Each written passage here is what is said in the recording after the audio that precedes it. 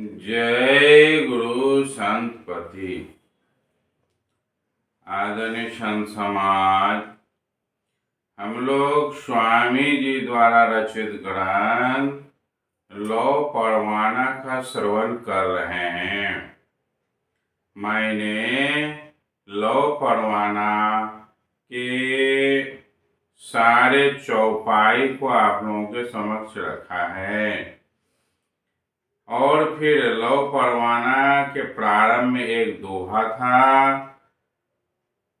वह दोहा है, बोलो आपनो नाम जो चाहो निर्धाम, शिव नारायण समुझ मन में होत पूर्ण काम। लौह परवाना प्रारंभ करने के में पहला ही दोहा यह है। फिर बाद बाकी सारा का सारा चौपाई है। इसमें 29 चौपाई को हम लोगों ने श्रवण किया है। फिर इसी लौह परवाना में शब्द निरूवाण कह करके एक भाग किया गया है, जो कि दोहा नंबर 2 से प्रारंभ है। और शब्द निरूवाण का अर्थ ही पता चलता है। शब्द के विषय में जानकारी प्राप्त कर उसे धारण करना, उसे अपने अंदर महसूस करना, जानना, समझना और अपने में प्रकट करना, यह शब्द निरूवाण है। यह शब्द क्या है, इस पर थोड़ी मैं चर्चा करना चाहता हूँ। शब्द के विषय में क्या संत लोग कहे हैं। एक शब्द तो यह है जो मैं आज बोल रहा हूँ, यह भी एक शब्द है जो सभी लोग एक दूसरे से वार्तालाप करते हैं, यह शब्द के माध्यम से ही करते हैं। फिर संत लोग कहते हैं, जो गुरु महाराज जो बोलते हैं, जो प्रवचन करते हैं, वह भी शब्द के रूप में ही कहते हैं। तो क्या वह शब्द जिसकी चर्चा यहाँ की गई है, यह सब शब्द है? तो इसका सीधा जवाब है, ये जितनी भी बोलचाल में, बातचीत में शब्द हम लोग प्राप्त करते हैं, सुनते हैं, ग्रहण करते हैं, बोलते हैं, यह इस शब्द की चर्चा यहाँ नहीं की गई। जब हम साधना करते हैं, अपने इस शरीर को साधना का मंदिर माना गया है और इसमें जो है, ये आज्ञा चक्र से नीचे पिंड कहलाता है और इससे ऊपर ब्रह्मांड कहलाता है। तो ब्रह्मांड में प्रवेश करने के लिए जो विधि बताते हैं सद्गुरु, उसमें सबसे पहले बताते हैं कि जब हम ध्यान करने बैठते हैं, सद्गुरु से दीक्षा लेकर उनके बताए मार्ग पर जब हम ध्यान करने बैठते हैं, तो हमें प्रथम में अंधकार दिखाई देता है। अंधकार के बाद जब काफी समय अभ्यास करने के बाद अंधकार के पश्चात हमें तत्व के रंग दिखाई देते हैं। तत्व के रंग में है, हमारा ये शरीर 5 तत्व से बना है। उसमें है क्षिति, जल, पावक, गगन और समीर। क्षिति मतलब भूमि, मिट्टी, उसका रंग है पीला। जल का रंग है नीला। पावक अर्थात अग्नि का रंग है लाल। गगन आकाश का रंग है चित्र विचित्र। और फिर समीर अर्थात हवा का रंग है हरा। इस तरह से ये 5 तत्व जिसका रंग है पीला, नीला, लाल, हरा और चित्र विचित्र, यह हमें प्रकट होता है हमारे शरीर के अंदर ध्यान में। अब फिर इससे जब आगे बढ़ते हैं, ध्यान जब केंद्रित होने लगता है तो हमें बिजली की छटक, अर्थात जैसे लगता है बादल फटकर बिजली प्रकाशित होता है, बिजली की चमक दिखाई देती है। फिर और आगे बढ़ते हैं जब, तो ध्यान के माध्यम से सूर्य और चंद्रमा का दर्शन होता है। पुनः ये प्रकाश स्वरूप सारे चीजों को देखने के बाद पुनः एक बार अंधकार आता है। में ही बाबा के शब्दों में है, आओ भाई हो गुरु आश्रित हो, तपो शून्य महाशून्य, तपो भावड़ गुफा हो। कहते हैं ये प्रकाश के बाद ये पुनः अंधकार हो जाता है और उस अंधकार में शून्य, महाशून्य और भंवर गुफा, ये बिल्कुल ही अंधकारमय क्षेत्र है। इस अंधकार में आखिर हम लोग कैसे आगे बढ़ें? यहाँ पर ही शब्द की उत्पत्ति होती है, जिसको हम लोग अनहद शब्द कहते हैं, जो बिना बजाए ही बजता है और जिसका कोई हद नहीं है, जिसे हम अपने भीतर सुन सकते हैं। वह शब्द हमारे सब भीतर प्रकट हो जाता है और फिर उसे हम सुनने लगते हैं। इस प्रकार यहाँ पर जो शब्द की चर्चा है वह इसी अनहद शब्द की बात कही गई है। जब अनहद शब्द को पार कर लेते हैं, शब्द को ही सुनते सुनते आगे बढ़ते जाते हैं और क्रमशः शब्द को सुनकर जब पार हो जाते हैं, शब्दातीत हो जाते हैं, शब्द हमसे छूट जाता है और फिर तब हमें पुनः एक भोर की तारा की तरह प्रकाश दिखाई देता है।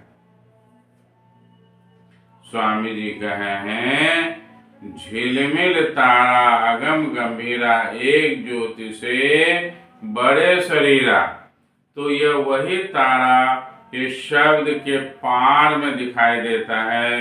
जब इसके निकट हम जाते जाते हैं, वो प्रकाश फैलता चला जाता है और वही वास्तव में आत्म रूपी प्रकाश है, वही परमात्म स्वरूप है। उसे जिसने प्राप्त कर लिया, फिर उसके लिए कुछ भी असंभव नहीं रह गया। आदरणीय संत समाज, कुछ लोग प्रारंभ में जो बिजली छटकने या बिल्कुल पूर्ण प्रकाश लगता है, जैसे दिन हो गया वैसा प्रकाश देखते हैं प्रारंभ में, तो उसे ही समझते हैं आत्मा का प्रकाश है, जो कि गलत है।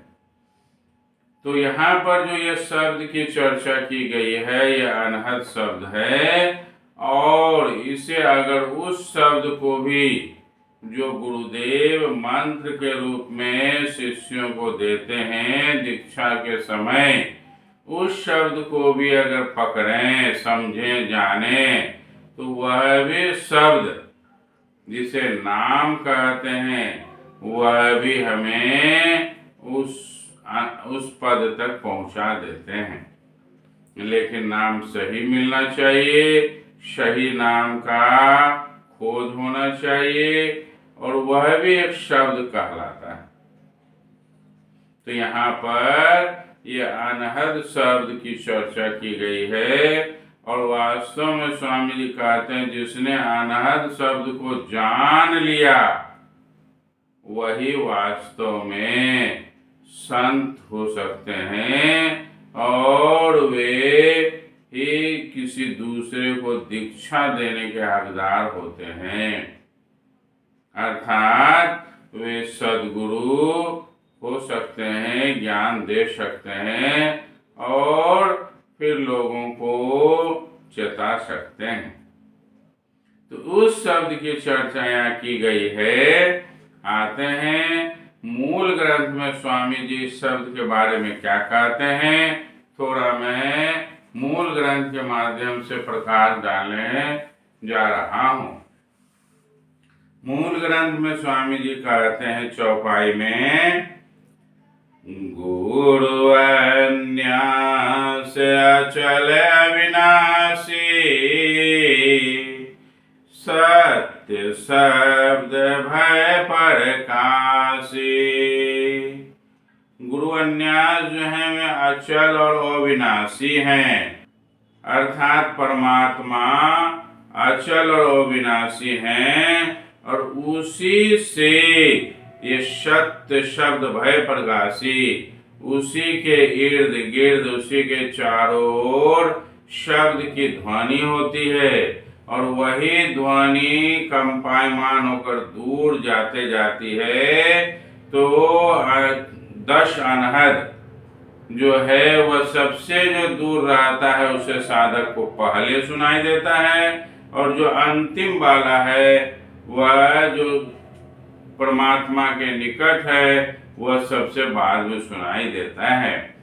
तो इस तरह से समझने की बात है, परमात्मा है, उसके इर्द गिर्द चारों शब्द उत्पन्न हो रहा है और वह शब्द फैलते हुए कुछ दूर तक चला गया, जिसे हम ध्यान के माध्यम से, साधना के माध्यम से शून्य, महाशून्य और भंवर गुफा में सुनते हैं, समझते हैं।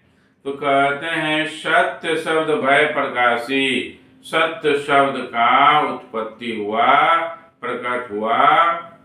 फिर कहते हैं शब्द से भय निरंकारा, तब सब देखत नयन पसारा।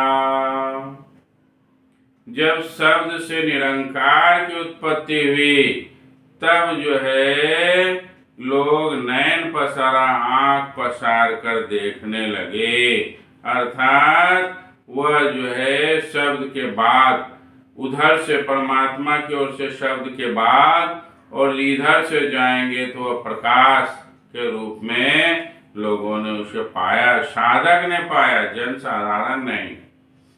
फिर कहते हैं निरंकार से भय निरंजन, निरंजन से ज्योति सृजन।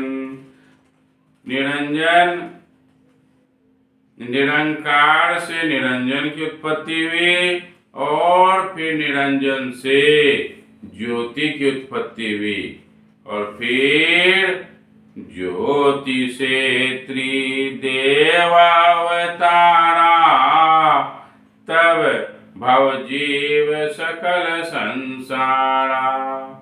उस ज्योति से ये त्रिदेवा हुए, ब्रह्मा विष्णु महेश हुए और फिर वहां से सब सकल संसार की सृष्टि हुई, जीव की उत्पत्ति हुई। सब ऊपर अविनाशी आपू, ते कर कोई माय नहीं बापू।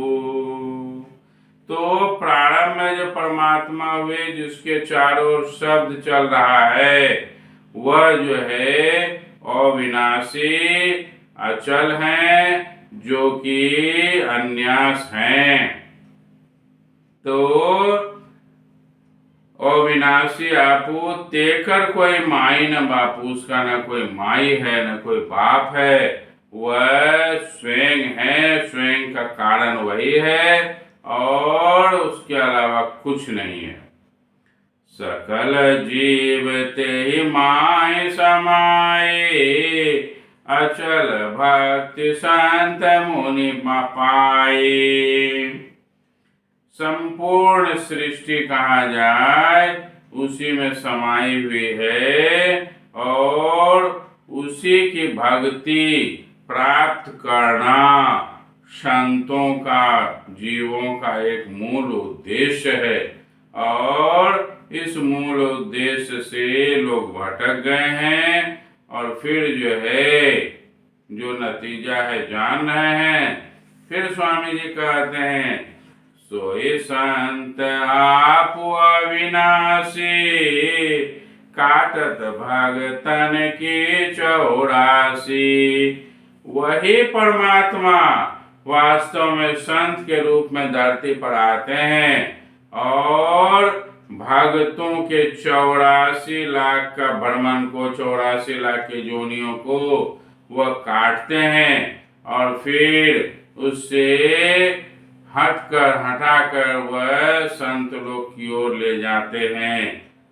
इस तरह से शब्द की महिमा यहाँ कही गई है। शब्द से ही सारा चीज का निर्माण हुआ है।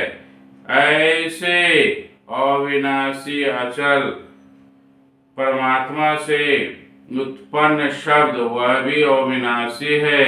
इसलिए हमें शब्द को पकड़ना होगा, शब्द को जानना होगा। जब शब्द की समाप्ति हो जाएगी, शब्द को ठीक ठीक जान जाएंगे तो फिर स्वयं परमात्मा अपनी ओर आकर्षित कर लेंगे, खींच लेंगे। कबीर साहब अनुराग सागर में कहे हैं, सदगुरु कबीर की वाणी है। कहते हैं वे अनुराग सागर के माध्यम से मैं बताता हूँ। आदि उत्पत्ति सुनो धर्मनि, कोई जानत नाही हो। प्रारंभ की उत्पत्ति के बारे में कह रहे हैं कि हे धर्म जानने वाले लोग सुनो, इसको कोई जानते नहीं हैं। क्यों नहीं जानते हैं? कि लोगों ने वेद को पढ़ा और वेद में जो लिखा वह उससे भी पढ़े और भी कुछ है। सबहि भो विस्तार पाछे, साखी देव मैं काहे हो। काहे हो मतलब कहता हूँ। वेद चारो नाहि जानत, सत्य पुरुष कहानियाँ। वेद को तब मूल नाहि, अकथ कथा बखानियाँ। कबीर साहब कहते हैं कि चारों वेद उस सत्य को नहीं जानता है। सत्य पुरुष की जो कहानी है, सत्य पुरुष की जो बात है, उसको वेद नहीं जानता है। वेद को तब मूल नहीं, वह वेद का मूल नहीं है। वेद वहां से शुरू नहीं है, नीचे से है। और उसमें अकथ कथा कहानी बखानियां, उसमें जो है जो कहानी बखान की गई है वह नीचे से है। उसके ऊपर की कहानी वेदों में चर्चा नहीं है। वेद उस चीज को नहीं जानते। ये कबीर साहब की वाणी।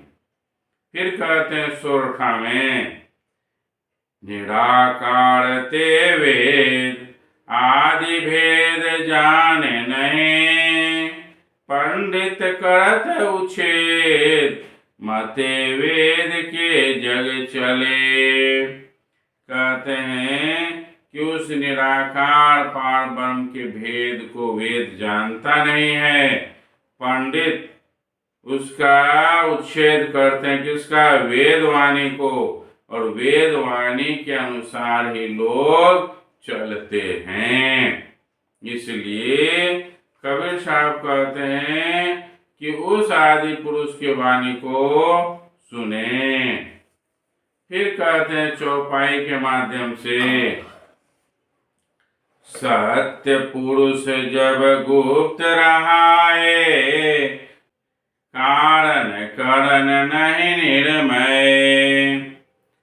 कमल माहि रह पुरुष विदेहा, संपुष्ट कमल रह गुप्त स्नेहा। इच्छा की हंस उपजाए, हंसन देखी हर्ष बहु पाए। प्रथम ही पुरुष शब्द प्रकाशा, लोक द्वीप रच किन्न निवासा। कबीर साहब कहते हैं वह आदि पुरुष, वह सबसे पहले प्रथम पुरुष शब्द प्रकाशा, उसने शब्द को प्रकाशित किए, अर्थात उनसे शब्द की उत्पत्ति हुई। फिर कहते हैं, बहुत लंबी चौड़ी कथा है, मैं इसे कुछ संक्षेप में कह रहा हूं। फिर कहते हैं, पहला तो शब्द हुआ, फिर शब्द से दूजे शब्द जो पुरुष प्रकाशा, निक से कूर्म चरण गहियासा। तीजे शब्द पुरुष उच्चारा, ज्ञानी नाम सुन उपजय सारा। टकी चरण सन्मुख है रहयो, आज्ञा पुरुष द्विपति न दयो। चौथे शब्द भयो पुनि जबहि, विवेक नाम सुत उपजय तबहि। आयत पुरुष किए द्वीप निकासा, पंचम शब्द तेज प्रकाशा। पांचवा शब्द पुरुष उच्चारा, काल निरंजन भव अवतारा। अर्थात शब्द परम प्रभु परमात्मा परमेश्वर आदि पुरुष से शब्द की उत्पत्ति हुई, और शब्द से विभिन्न पुत्रों की उत्पत्ति हुई, और जिसमें पांचवा पुरुष जो था काल निरंजन हुआ, काल निरंजन का अवतार हुआ। स्वामी जी भी कहते हैं, निरंकार से भय निरंजन, निरंजन से ज्योति सृजन। फिर कबीर साहब कहते हैं, जीव अंश पुरुष को आहे, आदि अंत कोई जानत नाही। कहते हैं, यह जो अंश रूप जीव है वह पुरुष का एक अंश है, हिस्सा है ये, और उस पुरुष का आदि और अंत को कोई जानता नहीं है। तो आदरणीय संत समाज, ये शब्द बहुत ही प्रधान चीज है। इस पर अगर चर्चा की जाए तो शब्द का भी कोई आदि और अंत नहीं मिलेगा। शब्द को प्राप्त करने वाला साधक बोली वाणी विचार अलग हो जाएगा, और वह फिर एक साधारण जीव नहीं रह जाएंगे। नाक का नाक मुंह वाले यह शरीर में वो असाधारण चीज होंगे। लोग तो समझते हैं गुरु जी भी वैसा ही आँख कान नाक मुंह वाला, हम भी वैसा ही। क्या फर्क है? फर्क है ज्ञान का, फर्क है साधना का, फर्क है विवेक का, फर्क है वे परमात्म पुरुष हैं, हम जीव हैं। आदरणीय संत समाज, शब्द के विषय में मैंने थोड़ा आप लोगों के बीच प्रकाश डाला। इसी शब्द की चर्चा लौह परवाना के शब्द निरूवाण में की गई है। स्वामी जी उस शब्द के विषय में तो बताए कि शब्द क्या है। अब उस शब्द के संबंध में शब्द निरूवाण में चर्चा किए हैं, जिसे मैं अगले वीडियो में आप लोगों के समक्ष रखूंगा। आज इतना ही कहकर वाणी को विराम देता हूँ। इस मूल बात को, मूल ज्ञान को आप लोग अधिक से अधिक फैलाने की चेष्टा करें। सही साधना को समझें। ऐसा नहीं कि आज के समय में जो तमाशा चल रहा है, कोई पैर ऊपर करके साधना करते हैं, कोई हाथ ऊपर करके करते हैं, तरह तरह से कोई भभूत लगाते हैं, कोई जो है नंगे बदन रहते हैं। साधना असल जो अंदर की है उसे करके ही हमें कल्याण होगा। यह सब करके कल्याण होने वाला नहीं है। ये स्वामी जी साफ सुथरे ढंग से बताते हैं। कबीर साहब का भी यही संदेश है, जो करना है अपने अंदर जगाना है, बाहर के ताटक नाटक से बचना है। आदरणीय संत समाज, आप लोगों से आग्रह है, चैनल को सब्सक्राइब करें और अधिक से अधिक फैलाएं। सत्य ज्ञान समाज में फैले, नहीं तो धर्म के मामले में भी, संत के मामले में भी इतना परचम, संत मार्ग में भी इतनी समस्याएं, इतनी बातें आ रही है कि लोग समझ नहीं पा रहे हैं करना क्या है। आगे मैं आता हूँ संत निरुवार को लेकर। जय गुरु संतपति।